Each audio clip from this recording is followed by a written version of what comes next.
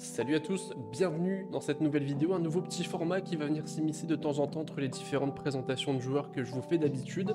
Avant de commencer, n'hésitez pas à vous abonner, comme d'habitude ça motive toujours beaucoup et ça aide au développement de la chaîne et de son contenu.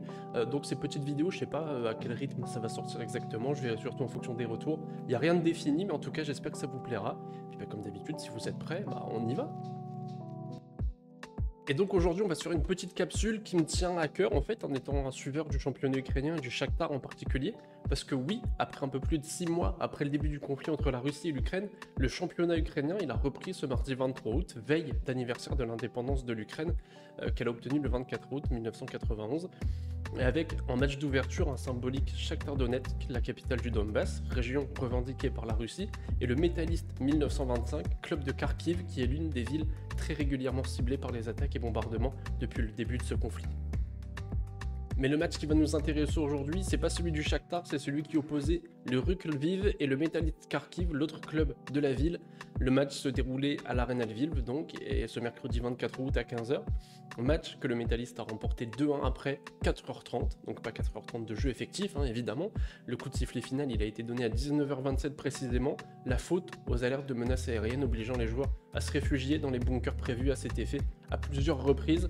Après la première alerte, peu avant la mi-temps, vers la 44e minute, le match il a pu reprendre pour seulement 6 petites minutes. Il aurait été interrompu 3 fois au total et les joueurs ont passé un total de 145 minutes à l'abri dans les bunkers. Certains arrivaient même à en plaisanter en proposant même de finir le match dans les bunkers, mais au final, aucune frappe n'a été détectée dans la zone.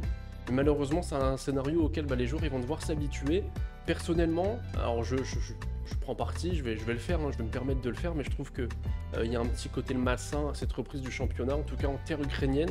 Alors je sais que c'est bien de faire des plans et de proposer des choses comme ça à mon très petit niveau, mais je pense qu'une délocalisation, aussi compliquée soit-elle, elle aurait pu être au moins étudiée, peut-être mise en place, même si c'était pas très loin. Mais après, on imagine que c'est compliqué et que ça demande une logistique quand même qui est assez énorme. Et après, il y a tout aussi un côté personnel pour les joueurs. C'est des conditions qui auraient été compliquées. Mais dans ces conditions-là, justement, je vois mal comment le championnat il pourra aller à son terme. Les rencontres interrompues seront biaisées par ces coupures, justement. Et pour compléter cette vidéo et la conclure même, il me semblait important d'avoir l'avis de 2 comptes foot ukrainiens que je suis au quotidien et que je suis depuis maintenant un petit moment, à savoir la mi-temps ukrainienne et Ukrainien Foot sur Twitter. Les liens seront en description si vous voulez les suivre et rien rater, faut foncer. C'est vraiment 2 références sur le foot ukrainien sur Twitter. Et ils ont tendance quand même à penser la même chose que moi, même s'ils sont contents de voir le foot revenir en Ukraine, la crainte de revoir trop souvent ce genre de scénario, ou même un jour, peut-être, on ne sait pas, mais d'assister à un drame, parce que c'est une idée qui est forcément dans le coin de la tête de tout le monde, et même des joueurs, j'imagine.